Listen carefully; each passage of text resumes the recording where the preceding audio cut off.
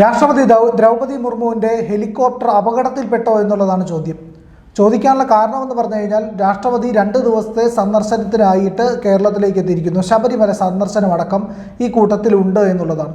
അപ്പോൾ എത്തിയ ഹെലികോപ്റ്റർ അപകടത്തിൽപ്പെട്ടു, ഇല്ലെങ്കിൽ ഗുരുതരമായിട്ടുള്ള ഒരു സുരക്ഷാ വീഴ്ച ഉണ്ടായിരിക്കുന്നു എന്ന തരത്തിൽ വാർത്ത വരുന്നു. എന്താണ് ശരിക്കും സംഭവിച്ചത്? തീർച്ചയായിട്ടും ഈ ഗുരുതരമായൊരു സുരക്ഷാ വീഴ്ച അവിടെ സംഭവിച്ചു എന്നുള്ളത് സത്യമാണ്. പക്ഷേ ഈ രാഷ്ട്രപതിക്ക് അത് സംബന്ധിച്ച് എന്തെങ്കിലും തരത്തിലുള്ള ബുദ്ധിമുട്ടോ പ്രയാസങ്ങളോ ഉണ്ടായിട്ടില്ല. രാഷ്ട്രപതി നമുക്കറിയാം, ഇന്ന് ഇന്ത്യയുടെ രാഷ്ട്രപതി ദ്രൗപദി മുർമു ശബരിമല ക്ഷേത്രത്തിൽ ദർശനത്തിന് പോയിരിക്കുകയാണ്. അപ്പോൾ ഇന്നലെ വൈകിട്ട് അവർ തിരുവനന്തപുരത്ത് എത്തുകയും നമ്മുടെ രാജ്ഭവനിൽ തങ്ങുകയും ചെയ്തു. അവിടെ നിന്ന് ഇന്ന് രാവിലെ ഹെലികോപ്റ്റർ മാർഗം ആദ്യം നിലയ്ക്കലിൽ പോകാനാണ് ഉദ്ദേശിച്ചത്. അവിടെ നിന്ന് വാഹനത്തിൽ പമ്പയിലേക്കും, പമ്പയിൽ നിന്ന് മറ്റൊരു വാഹനത്തിൽ നമ്മുടെ സന്നിധാനത്തേക്കും പോകാനായിരുന്നു തീരുമാനം. പക്ഷേ ഈ നിലയ്ക്കലിൽ ഹെലികോപ്റ്റർ ചെന്ന് ഇറങ്ങുന്നതിന് പകരം പ്രമാടം എന്ന് പറയുന്ന സ്ഥലത്തെ ഒരു താൽക്കാലികമായിട്ട് ഉണ്ടാക്കിയ ഹെലിപാഡിലാണ് ഈ രാഷ്ട്രപതിയുടെ ഹെലികോപ്റ്റർ ലാൻഡ് ചെയ്തത്. അവിടെ ലാൻഡ് ചെയ്തു. അതിന് പ്രത്യേക ഹെലിപാഡ്, താൽക്കാലികമായിട്ട് ഹെലിപാഡൊക്കെ ഉണ്ടാക്കി അവിടെ ലാൻഡ് ചെയ്തു. രാഷ്ട്രപതി ദ്രൗപദി മുർമു അതിൽ നിന്ന് പുറത്തിറങ്ങി കാറിൽ കയറി അവർ പമ്പയിലേക്ക് പോയി. അപ്പോൾ അതുവരെ ക്ലിയറാണ്, അതുവരെ പ്രശ്നമൊന്നുമില്ല. പക്ഷേ അതിന് കഴിഞ്ഞു നോക്കുമ്പോഴാണ് കാണുന്നത് ഈ ഇറങ്ങിയ ഹെലികോപ്റ്റർ ആ കോൺക്രീറ്റിൽ പുതഞ്ഞുപോയി. കാരണം ആ കോൺക്രീറ്റ് ഇന്ന് രാവിലെയാണ് പൂർത്തിയാക്കിയത്. ആ കോൺക്രീറ്റിന് അത് ഉറച്ചിട്ടില്ല വേണ്ട വിധത്തിൽ. ഇത്രയും വലിയ വെയിറ്റ് ഉള്ള ഹെലികോപ്റ്റർ അവിടെ വന്ന് ലാൻഡ് ചെയ്തപ്പോൾ ആ ഹെലികോപ്റ്റർ അതിൻ്റെ ചക്രങ്ങൾ ഇതിൽ പുതഞ്ഞുപോയി. ഇതാണ് അവിടെ സംഭവിച്ചത്. തുടർന്ന് ഏഷ്യാനെറ്റ് അടക്കമുള്ള മാധ്യമങ്ങൾ ആ ദൃശ്യങ്ങൾ പുറത്തുവിട്ടു. അതായത് പോലീസുകാരും ഫയർഫോഴ്സുകാരും ചേർന്ന് ആ ഹെലികോപ്റ്റർ തള്ളി നീക്കാൻ, ആ പുതഞ്ഞിരിക്കുന്ന അവസ്ഥയിൽ നിന്ന് തള്ളി നീക്കാൻ ശ്രമിക്കുന്ന കാഴ്ച നമ്മൾ കണ്ടു. അത് ലോകം മുഴുവനും നമ്മുടെ ദൃശ്യമാധ്യമങ്ങൾ എത്തിച്ചു. സത്യത്തിൽ അതിനകത്തൊരു സുരക്ഷാ വീഴ്ചയുണ്ട്. കാരണം ഈ രാഷ്ട്രപതി ഇനി തിരിച്ച് ഇവിടെ വന്ന് പ്രമാടത്ത് വന്ന് അവിടെ നിന്ന് ഈ ഹെലികോപ്റ്ററിൽ കയറി മടങ്ങേണ്ടതാണ്.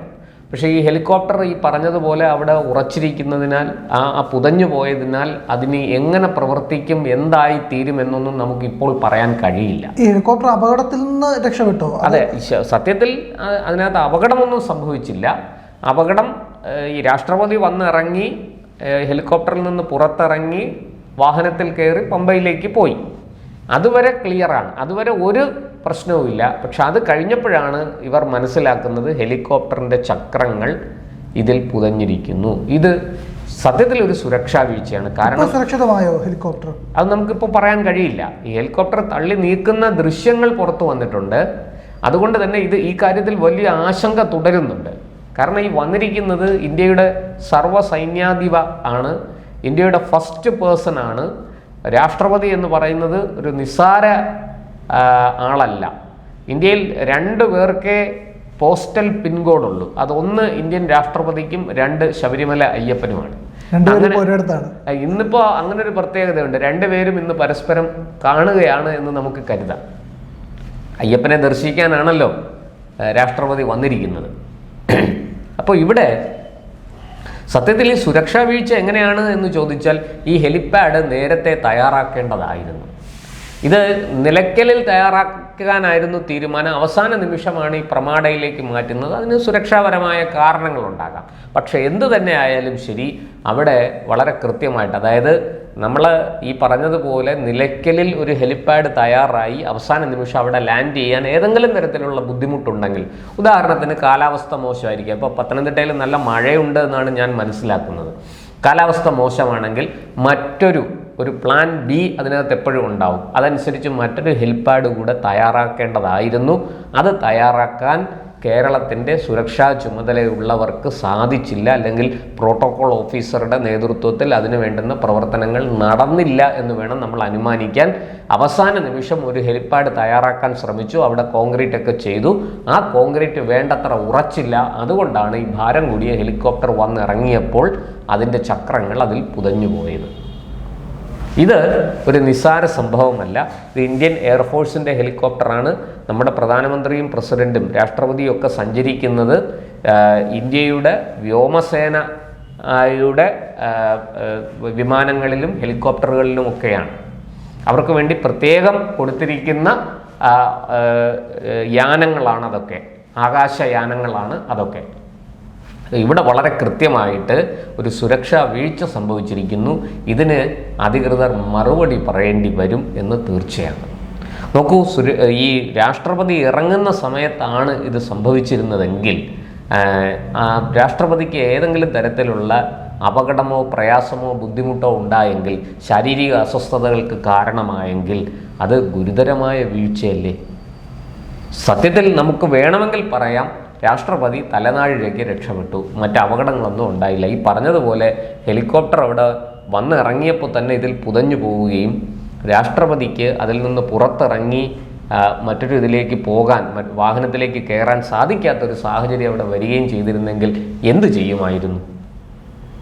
അപ്പോൾ കേരളത്തിലെ ഉദ്യോഗസ്ഥരടക്കം ഈ വിഷയത്തിൽ ബന്ധപ്പെടുന്നത് ആരൊക്കെയാണ്, അവരെല്ലാം ഇതിനെ വളരെ നിസ്സാരമായി കൈകാര്യം ചെയ്യുന്നു എന്നല്ലേ ഇതിൽ നിന്ന് നമ്മൾ മനസ്സിലാക്കേണ്ടത്? രാഷ്ട്രപതിയെ പോലൊരാൾ നമ്മുടെ സംസ്ഥാനത്ത് സന്ദർശിക്കാൻ എത്തുമ്പോൾ അവർക്ക് വേണ്ടുന്ന കുറ്റമറ്റ പഴുതടച്ച സുരക്ഷ നമ്മൾ ഉറപ്പുവരുത്തേണ്ടതാണ്. അങ്ങനെ ഉറപ്പുവരുത്താൻ അതിനുള്ള ഭൗതിക സാഹചര്യങ്ങൾ ഒരുക്കാൻ നമുക്ക് സാധിച്ചില്ലെങ്കിൽ അത് നമ്മുടെ വീഴ്ചയാണ്. സത്യത്തിൽ ഒന്ന് ആലോചിച്ച് നോക്കൂ, ഈ രാഷ്ട്രപതി വരുമ്പോൾ ആരൊക്കെയാണ് നമ്മുടെ ആ രാഷ്ട്രപതിയെ സ്വീകരിക്കാൻ വരുന്നത്? ഗവർണർ, മുഖ്യമന്ത്രി, മന്ത്രിമാർ തുടങ്ങി നമ്മുടെ സംസ്ഥാനത്തിൻ്റെ സർവ്വസന്നാഹങ്ങളും അവിടെ എത്തുകയാണ്. കാരണം വന്നിരിക്കുന്നത് ഇന്ത്യയുടെ സർവ്വസൈന്യാധിപയാണ്. ആ പദവിയിൽ വിരാജിക്കുന്ന ഇന്ത്യയുടെ ഫസ്റ്റ് പേഴ്സൺ ഓഫ് ഇന്ത്യ, അതാണ് അവിടെ സന്ദർശനത്തിന് ഇവിടെ എത്തിയിരിക്കുന്നത്. ആ ആളിനെ നമ്മൾ ഏറ്റവും ബഹുമാനം നൽകി, ഏറ്റവും വലിയ ആദരവ് നൽകി നമ്മുടെ സംസ്ഥാനത്തേക്ക് സ്വീകരിക്കണം. അവർക്ക് കൊടുക്കുന്ന സുരക്ഷയിൽ യാതൊരുവിധ പാളിച്ചകളും ഉണ്ടാകാൻ പാടില്ല. അങ്ങേയറ്റം പഴുതടച്ച കുറ്റമറ്റ സുരക്ഷയാണ് അവർക്ക് നൽകേണ്ടത്. അതിന് പകരം അതിൽ നമ്മൾ മുമ്പും നമുക്കറിയാം, രാഷ്ട്രപതിയുടെ വാഹന വ്യൂഹം നമുക്ക് തെറ്റിപ്പോയത് നമുക്കറിയാം, വഴിതെറ്റിപ്പോയി, ഡ്രൈവർ ഇടയ്ക്ക് കയറിയത് നമുക്കറിയാം. ഇതൊക്കെ മുമ്പും സംഭവിച്ചിട്ടുണ്ട്. അപ്പോൾ കേരളത്തിൽ ആ ഡ്രൈവറിനെ അറസ്റ്റ് ചെയ്തു, പിന്നീട് അദ്ദേഹത്തിനെതിരെ കേസെടുത്തു. അങ്ങനെ പല പുകിലുകൾ. നോക്കൂ, ക്ഷമിക്കണം, രാഷ്ട്രപതിയുടെ അല്ല, അന്ന് പ്രധാനമന്ത്രി ഡോക്ടർ മൻമോഹൻ സിംഗ് പ്രധാനമന്ത്രിയായിരുന്ന കാലത്ത് അദ്ദേഹം ഇതുപോലെ രാത്രി നമ്മുടെ വിമാനത്താവളത്തിൽ വന്ന് ഇറങ്ങിയിട്ട് രാജ്ഭവനിലേക്ക് വരുന്ന വഴിക്ക് അദ്ദേഹത്തിൻ്റെ വാഹന വ്യൂഹത്തിൽ ഉണ്ടായിരുന്ന ഒരു വാഹനം തന്നെ അതിൻ്റെ പോകേണ്ട മാർഗം തെറ്റിച്ച് ഇടയ്ക്ക് കയറി. അത് വലിയ വീഴ്ചയാണ് അന്ന് സംഭവിച്ചത്. രാഷ്ട്രപതിയല്ല, ക്ഷമിക്കണം. ഇത് ഇത്തരം പാഠങ്ങളിൽ നിന്ന് നമ്മൾ ഒന്നും പഠിച്ചിട്ടില്ല. മുമ്പുണ്ടായ വീഴ്ചകളിൽ നിന്ന് നമ്മൾ പഠിക്കേണ്ടതൊന്നും പഠിച്ചിട്ടില്ല എന്നല്ലേ ഇപ്പോഴത്തെ ഏറ്റവും പുതിയ ഈ സംഭവം ചൂണ്ടിക്കാണിക്കുന്നത്. ഇനി ഇതിനെക്കുറിച്ച് കൃത്യമായ അന്വേഷണം നടക്കും രാഷ്ട്രപതി ഭവനിൽ നിന്ന്. അതുപോലെ SPG, NSG, വിവിധ തലത്തിൽ NIA ഉൾപ്പെടെയുള്ളവർ ഇതിനെക്കുറിച്ച് അന്വേഷിക്കും. നമുക്ക് നാണക്കേടാണ്. നമ്മുടെ സംസ്ഥാനത്തിന് സത്യത്തിൽ രാഷ്ട്രപതി വരുമ്പോൾ അവർക്ക് വേണ്ട സുരക്ഷ ഒരുക്കാൻ നമുക്ക് സാധിച്ചില്ല എന്ന് പറയുന്നത് ഏറ്റവും വലിയ നാണക്കേടാണ്. കേരള പോലീസിനും കേരള ഗവൺമെൻറ്റിനും കേരളത്തിലെ ആഭ്യന്തര വകുപ്പിനാണ് ഇതിൻ്റെ ചുമതല. ഇതിനുവേണ്ടി പ്രത്യേക ഒരു ഉദ്യോഗസ്ഥനെ നിയോഗിക്കും. ആ ഉദ്യോഗസ്ഥൻ്റെ സമ്പൂർണമായ ശ്രദ്ധയും നിരീക്ഷണവും ഒക്കെ ഈ വിഷയത്തിൽ ഉണ്ടാകും. അവിടെ നമ്മുടെ മുഴുവൻ പോലീസ് ഫോഴ്സും വളരെ ശ്രദ്ധയോടെ, അങ്ങേയറ്റം ജാഗ്രതയോടെ, അതിസൂക്ഷ്മമായി, അങ്ങേയറ്റത്തെ ഗൗരവത്തോടു കൂടി രാഷ്ട്രപതിക്ക് സുരക്ഷ ഒരുക്കുമ്പോഴാണ് ഇങ്ങനെ ഒരു വീഴ്ച നമുക്ക് സംഭവിച്ചിരിക്കുന്നത്. തീർച്ചയായിട്ടും നമ്മളിതിന് ഉത്തരം പറയേണ്ടി വരും. വലിയ നാണക്കേട് കൂടിയാണ്. തല താഴ്ത്തും. നമ്മൾ കേരളമെന്ന് കേട്ടാൽ തിളയ്ക്കണം ചോര നമുക്ക് ഞരമ്പുകളിൽ നിന്നൊക്കെ നമ്മൾ പാടും. ഭാരതമെന്ന് കേട്ടാൽ അഭിമാനപൂരിതമാകണം അന്തരംഗം, തല ഉയർത്തി നിൽക്കണം എന്നൊക്കെ നമ്മൾ പാടും. പക്ഷേ പ്രവൃത്തിയിൽ ഇതൊന്നും എത്തിക്കാൻ നമുക്ക് പലപ്പോഴും സാധിക്കുന്നില്ല, വീഴ്ചകൾ വരുന്നു എന്നല്ലേ ഇത് സൂചിപ്പിക്കുന്നത്? ഇനി ഇതിനകത്ത് മറ്റെന്തെങ്കിലും അട്ടിമറി ഉണ്ടോ? ഇത് ആരാണ് ഈ നിലയ്ക്കലിൽ ലാൻഡ് ചെയ്യേണ്ട ഹെലികോപ്റ്ററിനെ അവിടുന്ന് മാറ്റി ഈ പ്രമാടത്തേക്ക് കൊണ്ടുവരാൻ ആര് തീരുമാനിച്ചു? അത് ആരുടെ നിർദ്ദേശമാണ്? ഇതൊക്കെ ഇനി വിവരങ്ങൾ പുറത്തു വരേണ്ടിയിരിക്കുന്നു. ഒരു പക്ഷേ മറ്റേതെങ്കിലും കാലാവസ്ഥ അനുകൂലമല്ലാത്തതിനാൽ, പ്രതികൂലമായതിനാൽ പ്രമാടത്തേക്ക് കുറച്ചുകൂടെ സുരക്ഷിതമായിട്ട് ഇറങ്ങാൻ സാധിക്കുക പ്രമാടത്താണ്, അതുകൊണ്ട് അവിടെ തീരുമാനിച്ചതാകാം, നമുക്കറിയില്ല. അപ്പോൾ ഇതിനെക്കുറിച്ച് കൃത്യമായ വിശദീകരണം അധികൃതരിൽ നിന്നും ഉണ്ടാകേണ്ടതാണ്. തീർച്ചയായിട്ടും കേന്ദ്ര സർക്കാർ ഇക്കാര്യം വളരെ ഗൗരവത്തിലെടുക്കും എന്ന് തീർച്ചയാണ്, ഒരു സംശയവുമില്ല.